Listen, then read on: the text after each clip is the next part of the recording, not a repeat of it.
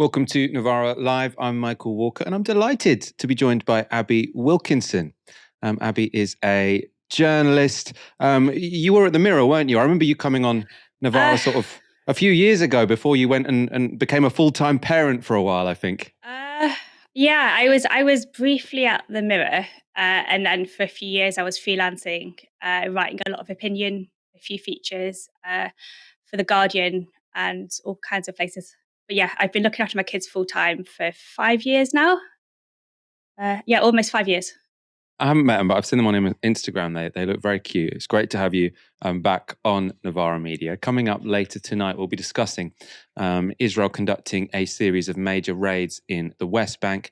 Rachel Reeves facing further criticism for scrapping the winter fuel allowance. We got a clip from a decade ago that puts some of her recent claims under a spotlight. And Donald Trump has a brand new grift. This is really entertaining. You'll want to wait for that. First off, though, Keir Starmer has been in Berlin. Keir Starmer has repeatedly said that he has one overriding priority as Prime Minister: getting Britain growing. And one drag on growth in the UK has been the increased friction between ourselves and our most important trading partner, which is the European Union. The EU's most important economy is, of course, Germany. And so earlier today, Starmer headed to Berlin to meet Chancellor Olaf Scholz to discuss a new treaty between the two nations. That is what we are doing today. A new UK-Germany treaty, a once-in-a-generation chance to deliver for working people in Britain and in Germany. A new agreement, a testament to the depth and potential of our relationship, with deeper links on science, technology, development, people, business, culture, a boost to our trading relations. Germany, of course, already the UK's second largest trading partner in the world, and through that, a chance to create jobs here and in the United Kingdom, and deliver that most precious of goods for both our countries: economic growth. That was Keir Starmer trying to create clear water between his friendly approach to Europe and the rhetorical hostility of his Tory predecessors. It's not clear, though, how this change in tone will actually impact concrete policy. That's because Starmer has ruled out Britain rejoining the single market or the customs union, and his new government has even ruled out joining a youth mobility scheme proposed by Brussels, which would have allowed under-30s to move freely between the UK and the rest of Europe. At the press conference today, Sky's Beth Rigby asked both leaders what the point of these negotiations was, given those positions. This is what Starmer and Scholz said. It's very significant for both the UK and for Germany, and that's why I say it's a once-in-a-generation opportunity to take something of that order forward for both of our countries. When it comes to the wider reset with Europe, I'm absolutely clear that we do want a reset. I've been able to repeat that here today: a reset with Europe, a reset with the EU. That does not mean reversing Brexit or re-entering the single market or the customs union, but it does mean a closer relationship on a number of fronts, including the economy, including defence, including exchanges. But we do not have plans for the youth mobility scheme, but we do have plans for a closer relationship between us and the EU as part of that wide set. So the position today is exactly as it was before the election, but what we've been able to do today is to move that forward with the bilateral treaty agreement and to reiterate our desire to reset the relationships with the EU. Thank you. I don't have much to add. From my point of view, we want to create good relations between the UK and the European Union. It can become better day by day, and we all share an interest. The historic decision in Germany was taken. Great Britain, the UK, has left the European Union, but we're friends. We live on the same continent. And from our point of view, from our perspective, and we are of the opinion that there is reason to do everything in our power to improve relations between our both countries, but also the UK and the European Union. To discuss Starmer's talks in Berlin, I'm joined by Professor Anand Menon from the UK in a Changing Europe think tank. Anand, thank you for joining me. And can you start by, I suppose, helping get my head around a basic question? So how is it that the UK and Germany can be negotiating a treaty that Starmer has said will affect trade between the two countries? It's all about growth, all about trade. Isn't that something you can only negotiate with the EU as a whole? Well, I mean, the simple answer is there is some stuff that remains within the purview of member states. So a lot of visa rules, a lot of rules around public contracts and public procurement, a lot of rules about what sort of qualifications you need to practice your trade in that country.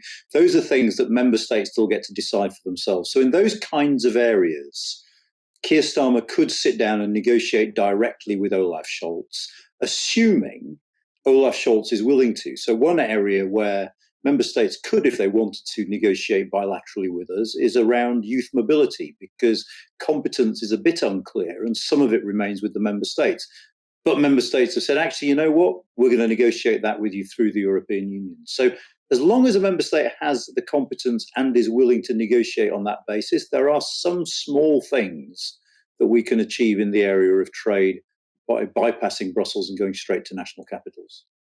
Can you talk about the youth mobility scheme? Because as you said, that is now something which is being proposed from Brussels. So as far as I understand, that was sort of never going to be just a deal between the UK and Germany.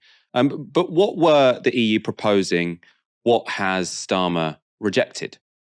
Well, I mean, the first thing to say is that I think the reason why the European Commission came out with its proposal when it did, which was just after the local elections here, if you remember, was because they were worried in Brussels that individual member states were going to run off and do a deal with us behind their backs. And in a sense, they tried to preempt that by saying, actually, let's do this on a European basis, because the Conservative government pre-election had been keen to talk to the French, the Dutch, the Spanish, and to pick off individual member states. So the Commission published a proposal. The proposal was for visas of, I think, up to 4 years for young people to come here to work or study. There were some quite controversial bits, for instance, talking about non-discrimination when it came to university fees, that is to say, saying European students should pay domestic fees to come to our universities, which isn't going to go down too well with our universities, I can assure you. One of the interesting reactions of the Starmer government since coming into power has been to absolutely blank this. I mean, ministers have been asked about this, Starmer's been asked about it in Parliament, and his response was a rather weird, we are not returning to freedom of movement. Now, youth mobility isn't freedom of movement, not least because the scheme being talked about involves visas and freedom of movement doesn't. But it does seem to me as if the government, at the moment at least, is trying to brush this off and say, actually, youth mobility is not something we are particularly keen on negotiating at the moment. That, of course, might change, particularly if it becomes obvious that the European Union expects something on youth mobility in order for us to be able to talk about the things that we want to be able to talk about.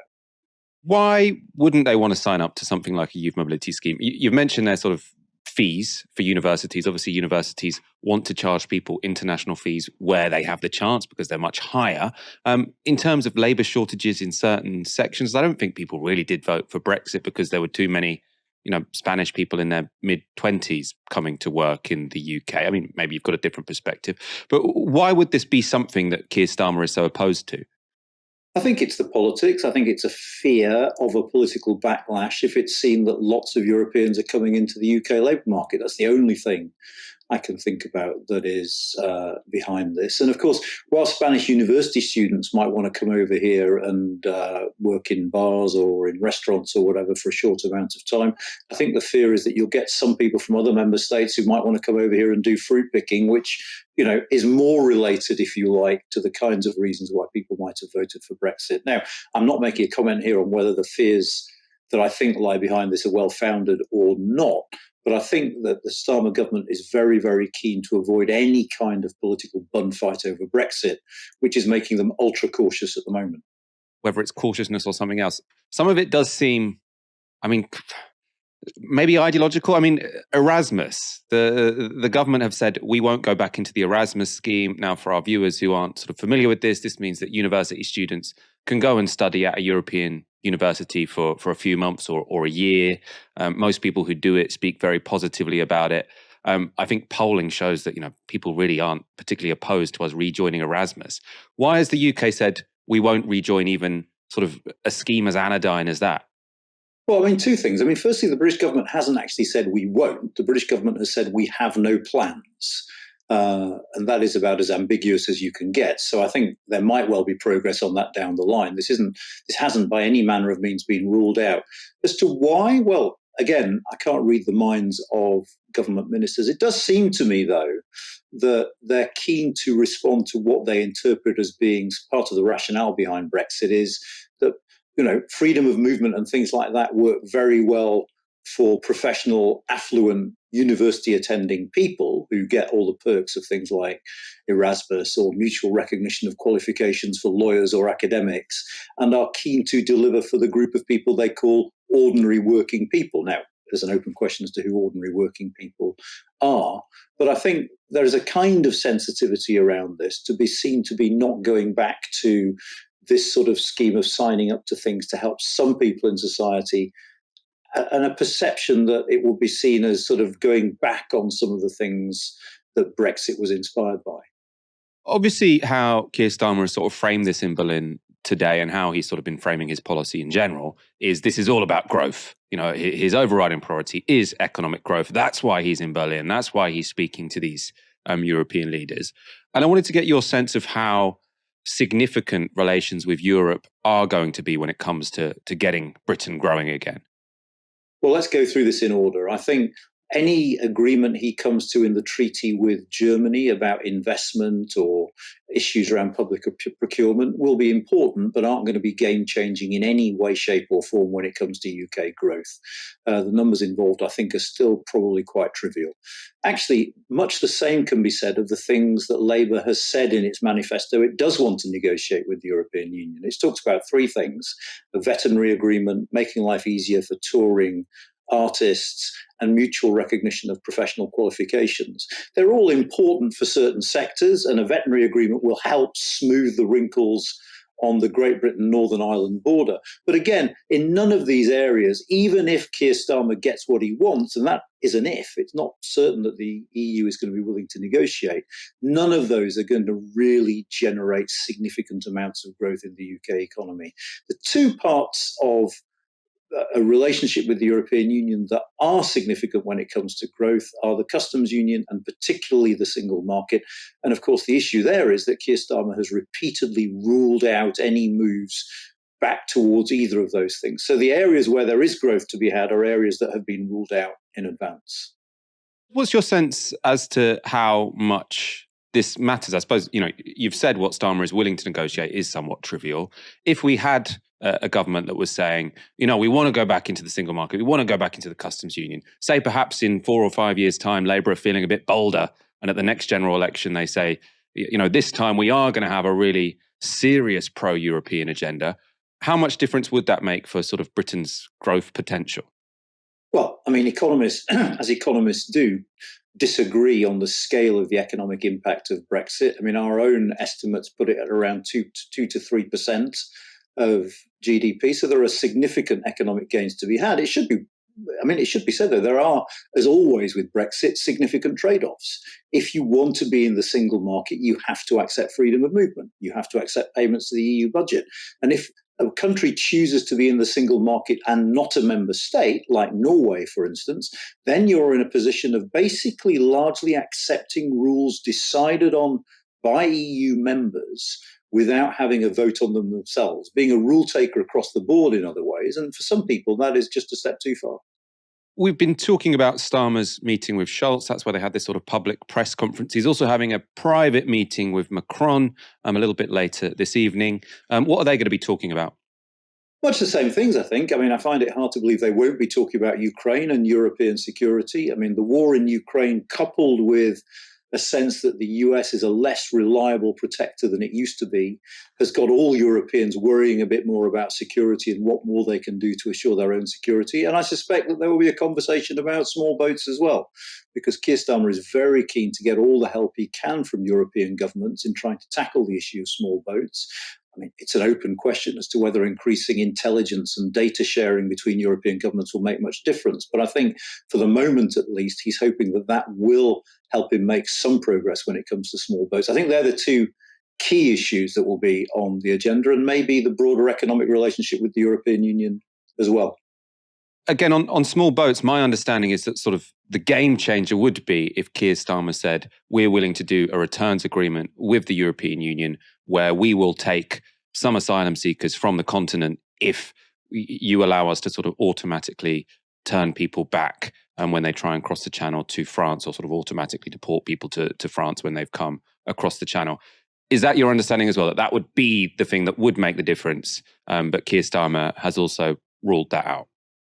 I mean, personally, I think a game changer would be for Europeans together, us plus other member states, to open up safe and legal routes for these asylum seekers to apply for asylum. I think that would be the one obvious step that can be taken to stop people making their deadly crossing across either the Mediterranean or the Channel. I think when it comes to a returns agreement, it's worth bearing in mind that immigration and asylum are very live political issues in most, if not all, European states. And so the idea that they will take from us more than we're willing to take in return, I think, is a rather heroic assumption, given the politics in all those countries. So there'll be some very, very hard bargaining about numbers. Now, it might be the case, I don't know whether it is or not, that if you assume that we're getting 50 to 60,000 people crossing in small boats annually, I think that's about the number, it might be that the British people is willing to accept slightly more than that through a regularised deal with the European Union if the boats stop. But that I don't know, and that's a bit of a gamble. But I think there will be some really difficult talks to be had about numbers with the European Union, because I find it hard to believe that the Italians or the Spanish or the French would really agree to take people back if we weren't taking significant numbers for our part as well. Israel is already fighting on two fronts. It's waged a war on Gaza for almost 11 months and killed over 40,000 Palestinians. Meanwhile, in northern Israel, the IDF is battling Hezbollah, a conflict that has intensified since the assassination of a Hezbollah commander in Beirut last month. But that doesn't seem to be enough for Prime Minister Benjamin Netanyahu's government, with the country now intensifying its military presence on a third front. And that's because the IDF has begun conducting raids in 3 cities in the occupied West Bank, in the largest offensive in the region in over 2 decades. The assault began in the early hours of Wednesday morning with drones striking targets in the cities of Jenin, Tulkarm and Tubas. At least 11 people were killed, according to the Palestinian Health Ministry. Israeli military vehicles have also been seen stopping medical responders from reaching those injured in the raid, and large numbers of Israeli troops have reportedly blocked access to major hospitals in Jenin. The Palestinian Health Ministry has said that 8 Palestinians injured overnight have been unable to be evacuated. Bulldozers and other engineering vehicles have entered Jenin, with reportedly the IDF using them to raise roads and other essential infrastructure. Meanwhile, all 3 cities have reportedly been placed under siege, with residents forced to stay indoors under threat of a sniper fire and the IDF conducting ID checks.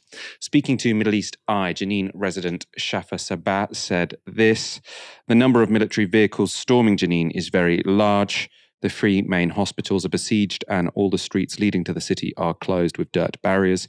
We have not witnessed an incursion this extensive for a long time, and it seems that it will continue for several days." Military sources have told Haaretz that the focus of the raid was a network suspected of being behind a suicide bombing last week in Tel Aviv. In that incident, the person carrying the bomb was killed and 1 passerby was injured. In a statement, Hamas's military wing called the bombing a retaliation for Israel's policy of massacres and assassinations. The West Bank raids on Wednesday morning came soon after drone strikes on Monday. Targeted at the city of Tulkarm. The Israeli strikes killed 6 Palestinians, including 2 children, as according to the Ministry of Health. The IDF says it was targeting the command center of a terror cell. In a separate attack on Monday, a Palestinian man was shot dead and 3 others injured by Israeli settlers near Bethlehem after they attacked homes in a Palestinian village.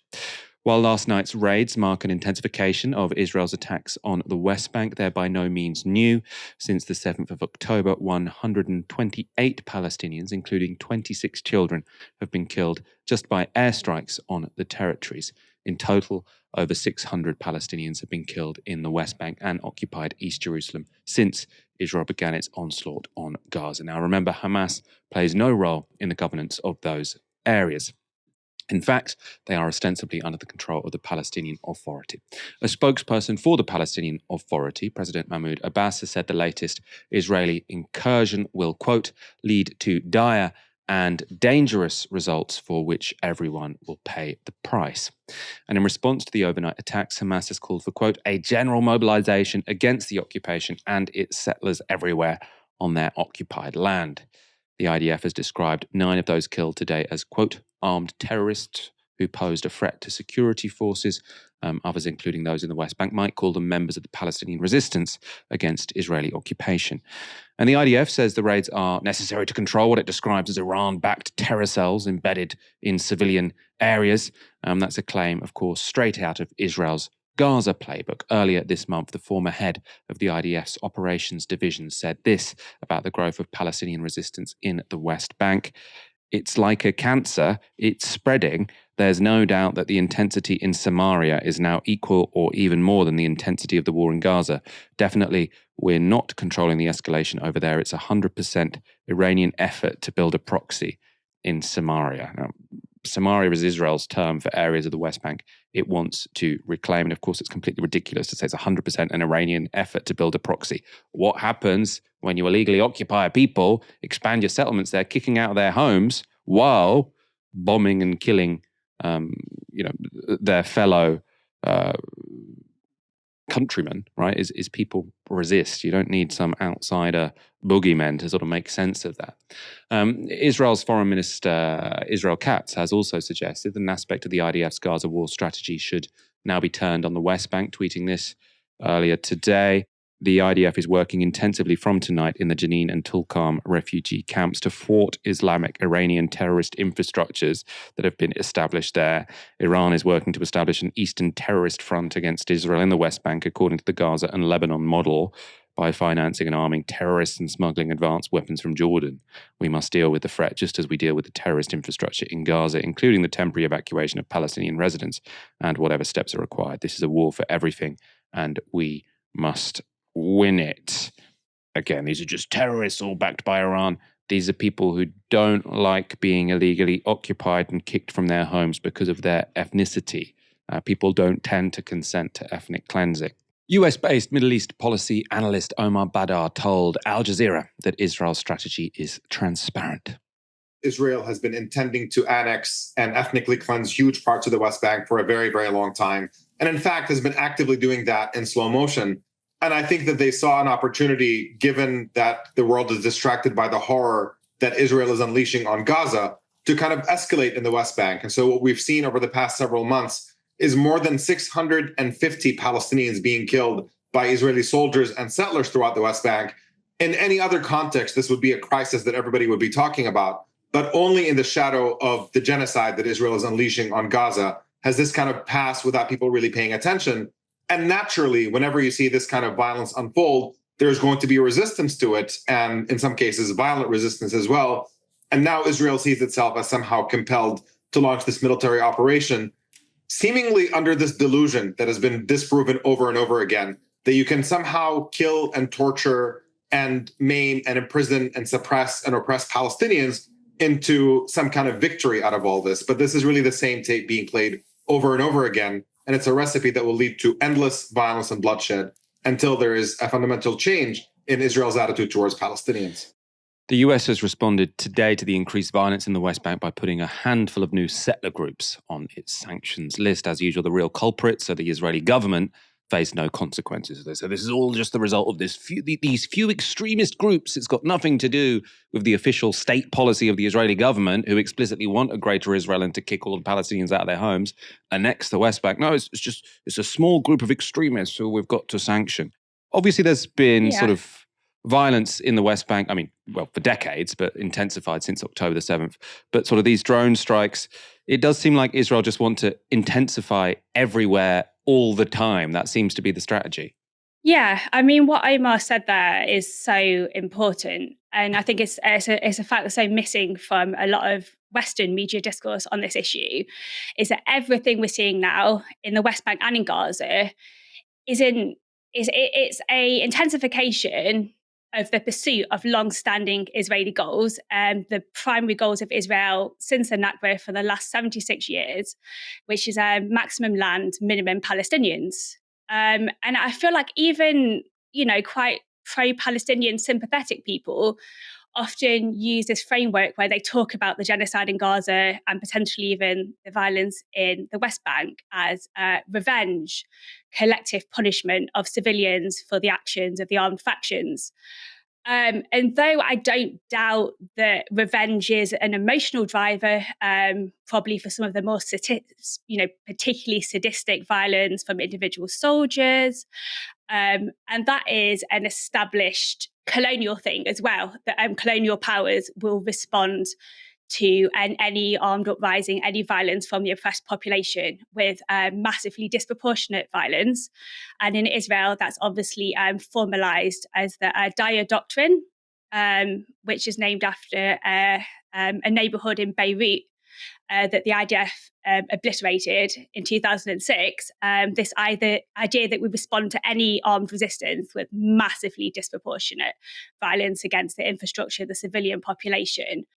But I think beyond this idea of revenge, what Israel has actually done is seen an opportunity to exacerbate and intensify its pursuit of this agenda it's been pursuing the whole time. I think, after October the 7th, there was an enormous outpouring of public sympathy internationally for Israel, partly based on the actual facts of what happened. There was people were killed, civilians were killed, people were kidnapped, but also based on, untrue things that were put out. This idea of 40 beheaded babies that turned out to be completely fabricated.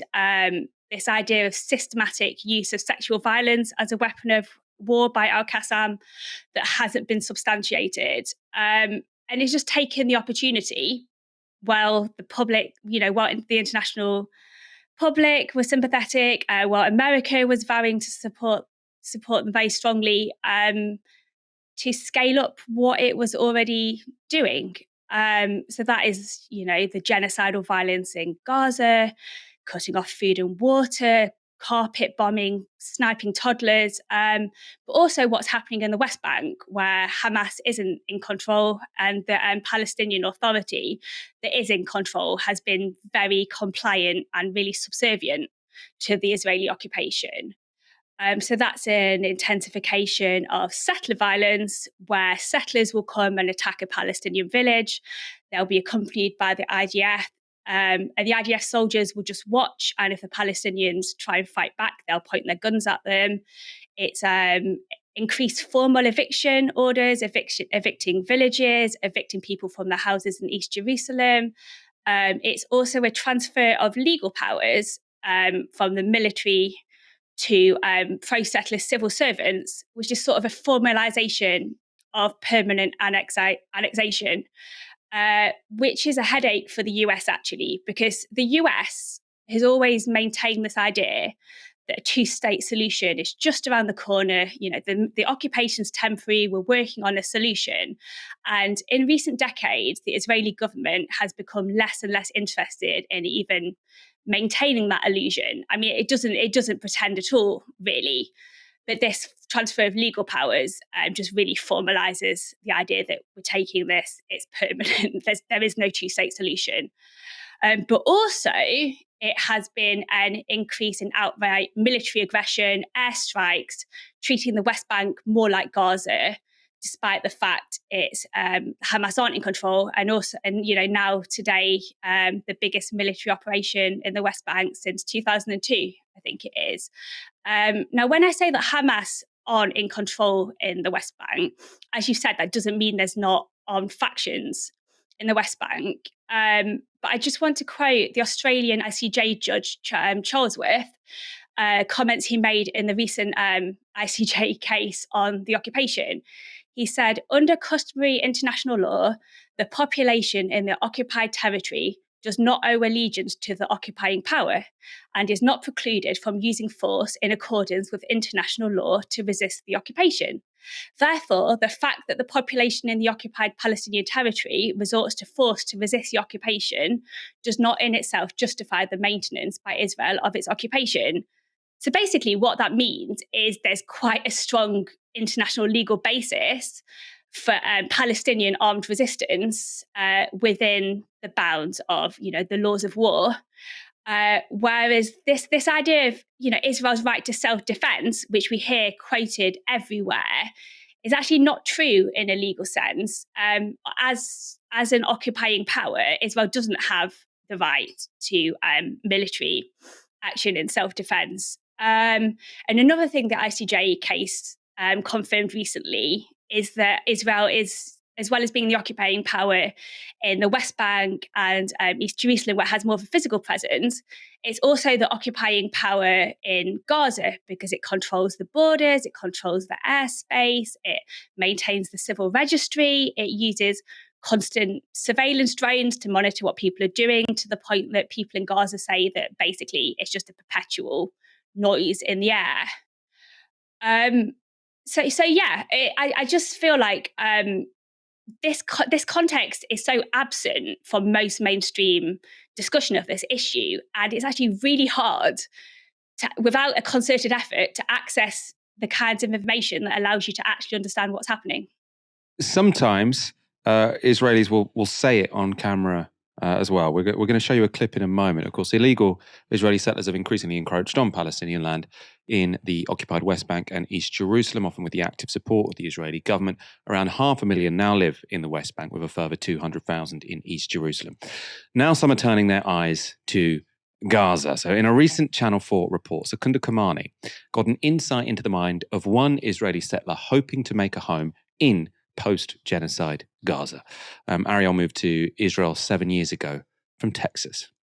The idea of you coming from America to here, settling in potentially in Gaza, kicking Palestinians out, a lot of people would see that as settler colonialism.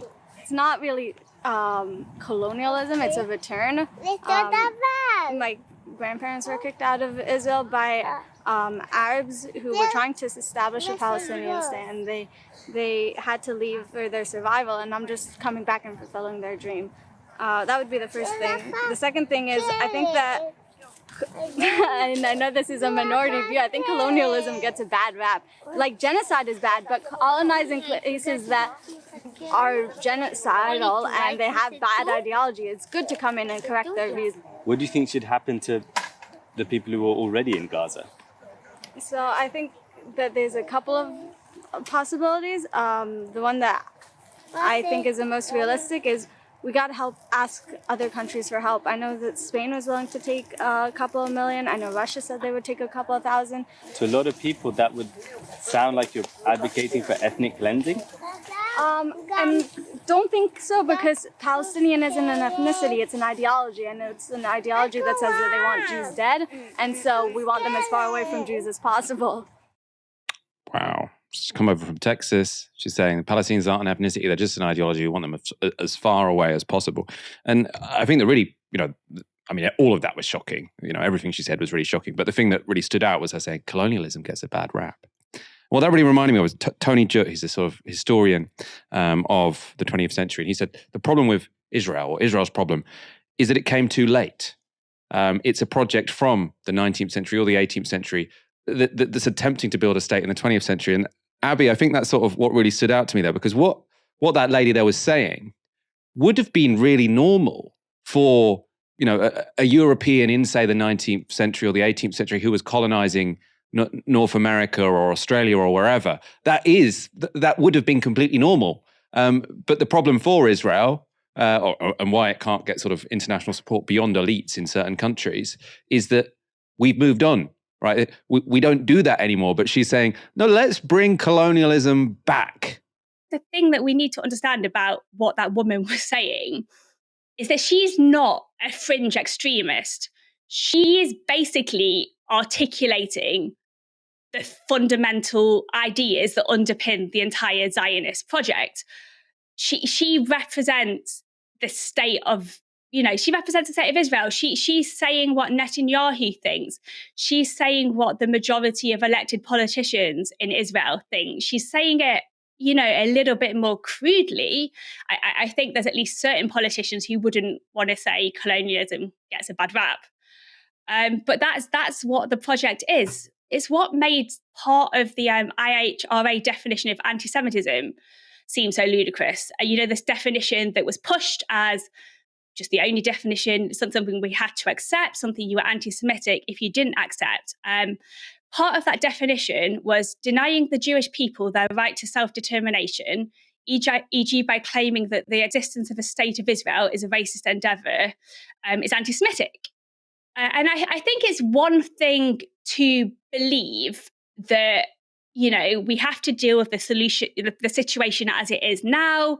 Whatever injustices happened 76 years ago, however many people were forced out, right now we have two populations. And in your opinion, the best option for those populations living in relative peace is a two-state solution. Is quite another thing to say that anyone who disagrees with that, anyone who thinks that actually the historical injustice matters, actually the Nakba, needs to be accounted for, actually refugees should be allowed to return, which would end the existence of Israel as a Jewish state, just because there are about 7 million registered Palestinian refugees internationally at the moment. Most of those are in Jordan, some in Lebanon, Syria. I think about 1.3 million people in Gaza are registered as refugees, just under 1 million in the West Bank. If all of those people were allowed to return to within the 1967 borders, so within the official formal borders of the state of Israel, that it's not respected for a long time anyway, then the population would no longer be majority Jewish because there's already 2 million-ish Palestinian citizens of Israel. So it wouldn't be a Jewish state.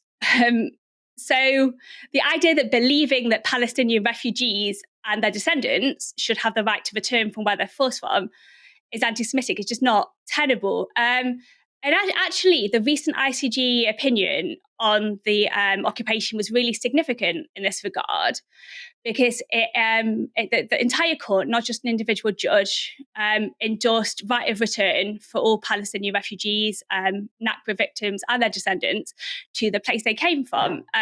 So that is de facto an endorsement of the end of Israel as a Jewish ethno-state.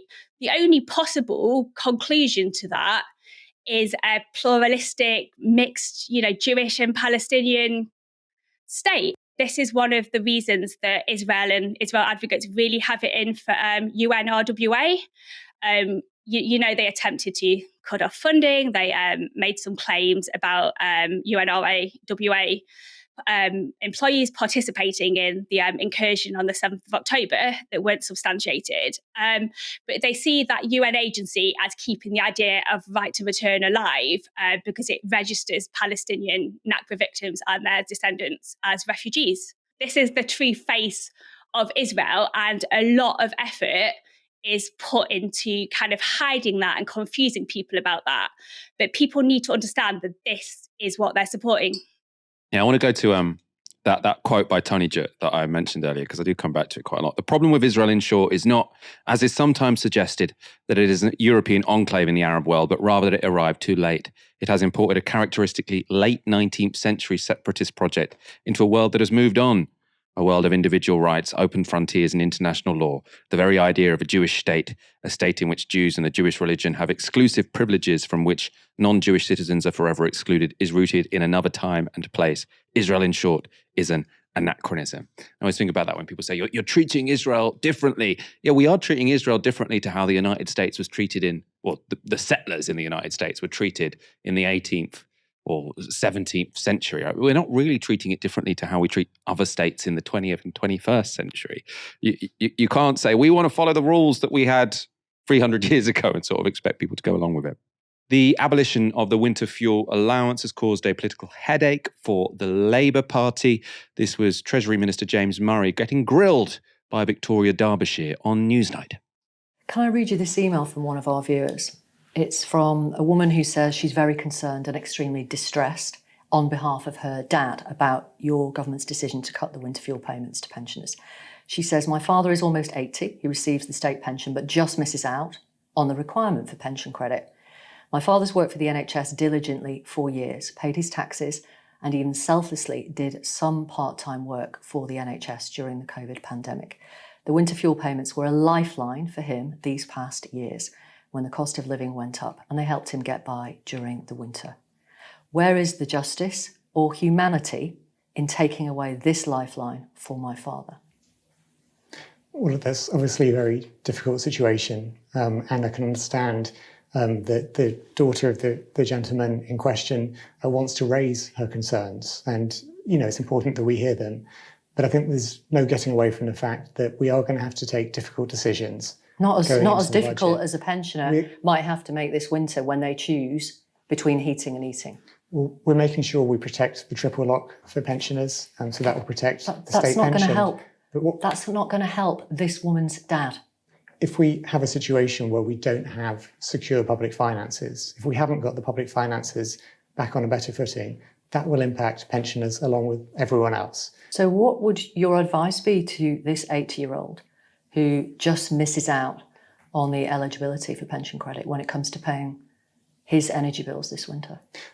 Well, look, I'm not going to give advice for a specific person without. Why not? Because I don't want to get into specifics of one person and I'm their sure situation. You don't, but this is exactly the effect your government's policy is having on specific individuals. What I would say to them, though, what I would say to the gentleman and his daughter is that I realise that the decision we've taken is a difficult one. I realise that it's a tough choice that we've had to take. I realise that it will have an impact. That's James Murray, Treasury Minister, repeating the Labour line that these were difficult decisions. They didn't want to make them. They were forced to make them. And that was a statement that had already been made by Government Minister and the Chancellor's sister, Rachel Reeves, earlier that day. When we got into government just a few weeks ago, we discovered that there was a 22 billion black hole in the country's finances. And it's that which has led to that really tough decision around the winter fuel allowance. We didn't want to be in a position where we had to make that decision, but because of the state of the finances that we were left with, that it was a decision that had to be made. So that was Rachel Reeves going out to bat for the decision made by her sister. We didn't want to do this. We had to do this. If you're angry about the winter fuel allowance being made means tested, don't be angry at us. Be angry at the government before us who made us do this. This morning, we heard from Rachel Reeves herself. We were left a £22 billion black hole for this year in the public finances. Those are numbers, and that was spending covered up by the previous Conservative government, who during the election campaign made more unfunded commitments. We cannot carry on like this. And so it's not a decision I wanted to make, but it was a decision that I had to make in incredibly challenging circumstances to put our public finances on a firm footing. So Rachel Reeves' exact words there were, it's not a decision I wanted to make, but it's a decision that I had to make in very challenging circumstances. Now, you can see how that statement makes political sense. Of course, no government would want to harm pensioners. No government would want to take away the winter fuel allowance from our older generations. But there was simply no choice.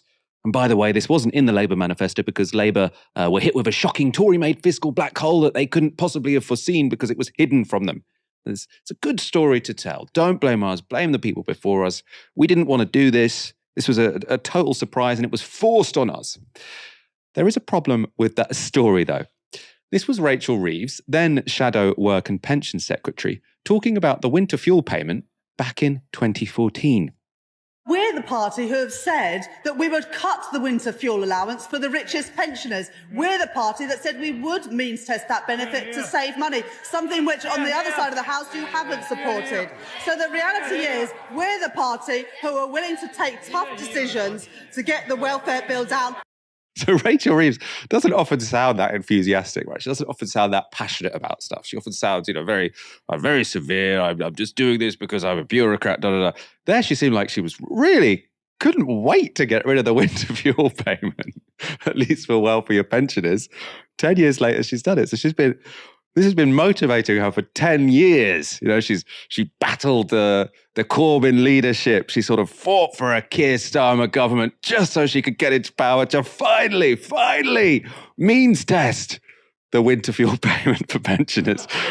Abby, do you think this is the sort of culmination of Rachel Reeves' life ambition, and she's finally done it? She's got rid of the universal winter fuel payment for older Britons.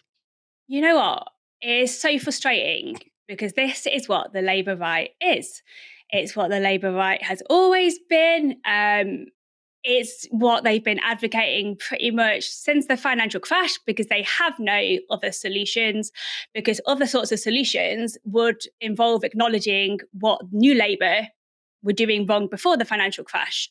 I mean, you and me both know this is what they are. We know that the reason we wanted Corbyn to be elected leader, despite him in many respects not being a natural leadership choice, well, but being a very active backbencher, a very active campaigning MP, but not necessarily a natural, obvious figurehead, is because in 2016, Harriet Harman, as caretaker leader, whipped Labour MPs to abstain on the Welfare Reform and Work Act 2016, which reduced the benefit cap. And this is in the context of, massive immiseration of people who are reliant on benefits, fat families, people who can't work already.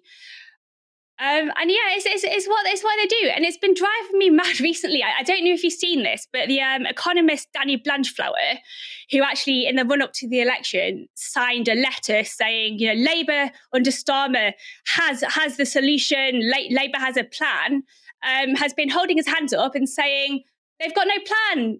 They're making things worse. Why don't they have a plan? And people have said to him, but you endorsed this. And he said, oh, I thought they had a secret plan. I was expecting they had a plan for growth. And it's just infuriating because from the perspective of, anyone, like the many of us who were involved in advocating for Labour under Corbyn, trying to elect a Labour government under left leadership, it's like, you thought us tooth and nail to get back to this. This was like the primary disagreement. We wanted to abandon this. We didn't think it had to be like this. And you wanted to smash us. And now here we are. And a lot of people who, I felt like ideological opponents for many years are holding their hands up and saying, I never wanted this. So what was that all about then?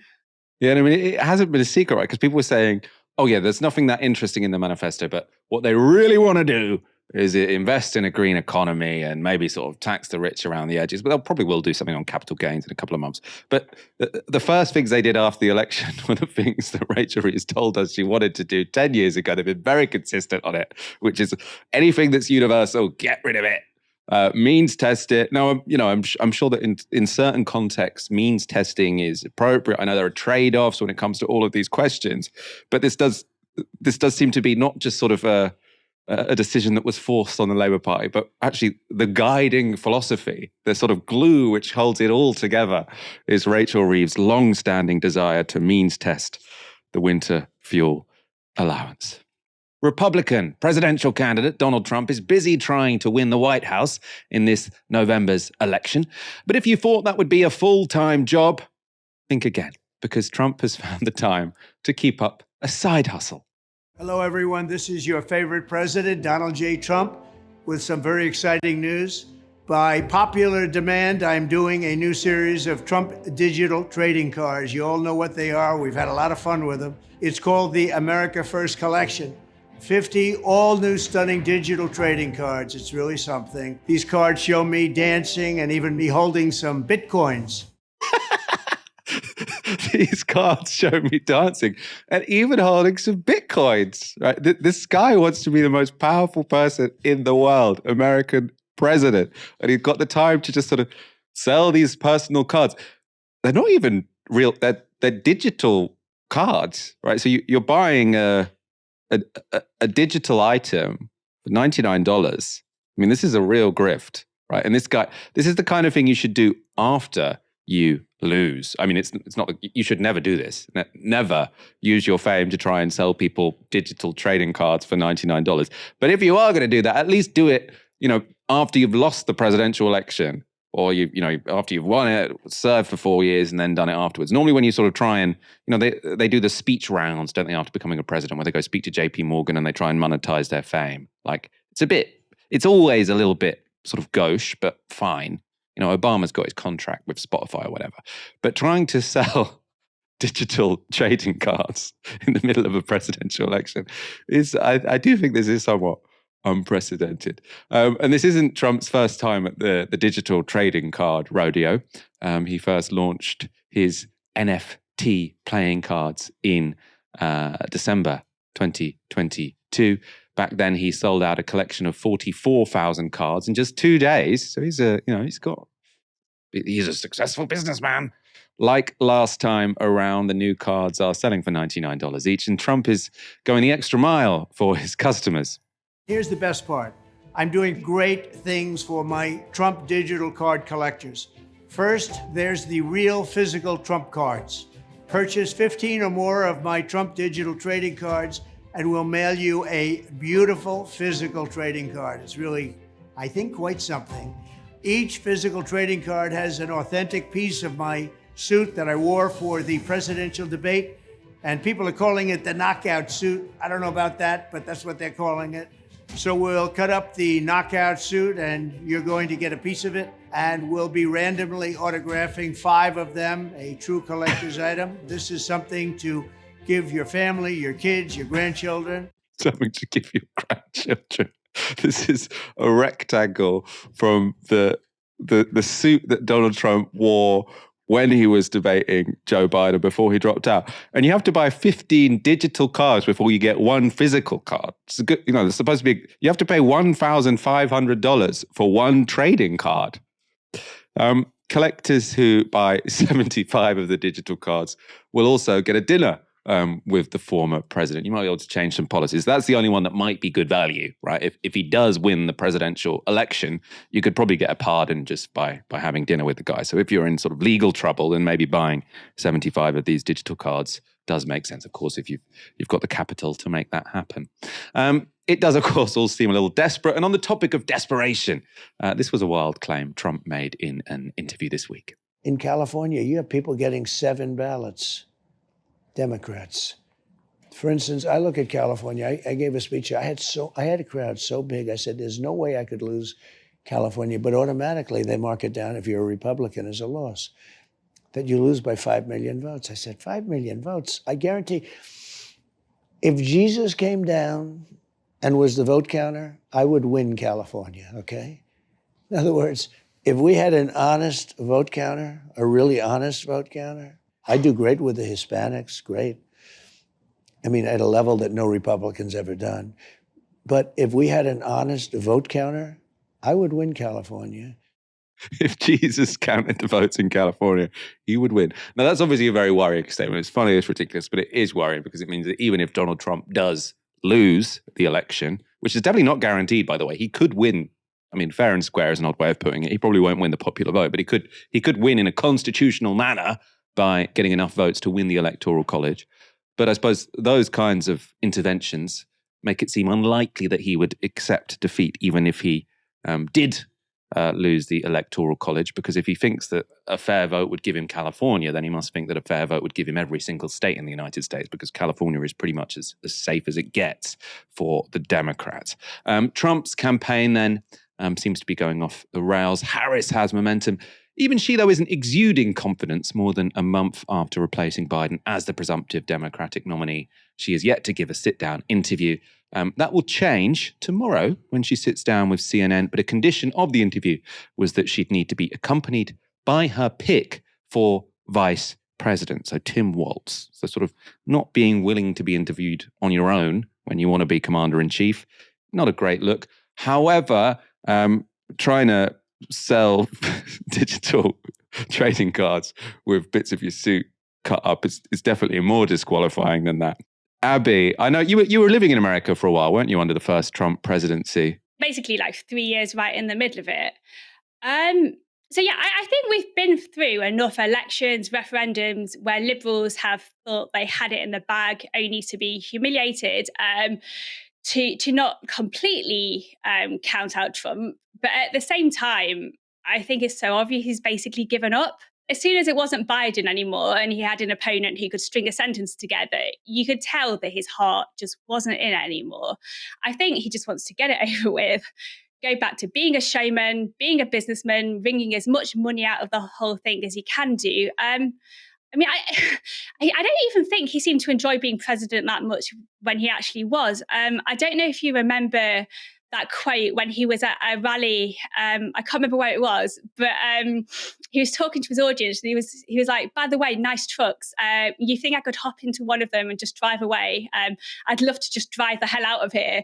And it's just so obvious that he thought he wanted it, but when it comes down to it, he just wants to have his nice life. And yeah, he's trying to make a little bit of money on the way out. But also, who knows? I don't want to be on record saying that Harris has it in the bag. I just look silly. So in 2016, I remember sort of people saying, Donald Trump, does he even want to win the presidency? Is he just doing this to build brand Donald Trump? And I suppose maybe that was the case and he did win by accident. But again, when he lost in 2020, he wasn't exactly happy to just go and, he was making money off the brand, but he also wanted to bring down American democracy with him. A super chat.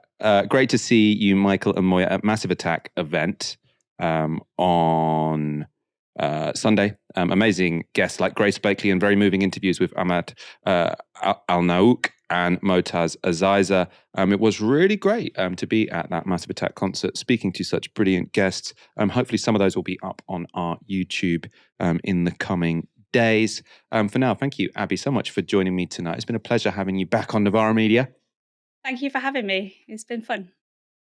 And thank you everyone for watching this evening. This show will be back on tomorrow, whatever day that is, Thursday, presumably. You've been watching Novara Media. Good night.